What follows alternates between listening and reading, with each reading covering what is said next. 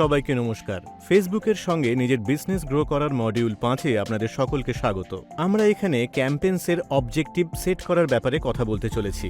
যখনই আপনি ক্যাম্পেইন চালাবেন তখনই আপনাকে অবজেক্টিভস সেট করতে বলা হবে, যেটা আপনার ক্যাম্পেইনের জন্য দরকারি। মূলত বিষয়টি হলো কাস্টমার জার্নির ওপর ভিত্তি করে আলাদা আলাদা অবজেক্টিভস হয়। মনে আছে তো? Awareness stage, consideration and conversion. এটা মূলত ডিপেন্ড করে যে আমরা ক্যাম্পেইন চালানোর জন্য কোন স্টেজে বিলং করছি। আমাদের কাছে অনেক ক্যাম্পেইন অবজেক্টিভস থাকে।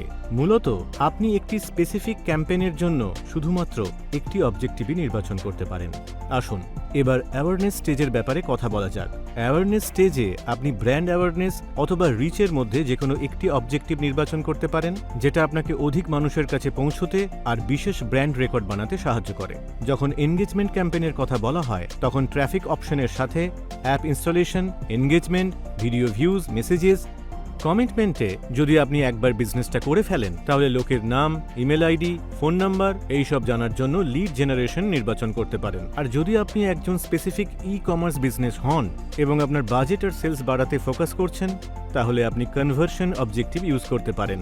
মনে রাখবেন, এটা ডিপেন্ড করে যে আপনি কী প্রকার প্রোডাক্ট সার্ভিস অথবা কাস্টমার জার্নি স্টেজের ওপর নির্ভর করে আপনি আপনার অ্যাডভার্টাইজমেন্ট ক্যাম্পেইনের জন্য নিজের প্রাইমারি অবজেক্টিভস নির্বাচন করতে চাইবেন। এই সব কিছুর সঙ্গে দেখা হচ্ছে পরবর্তী ভিডিওতে।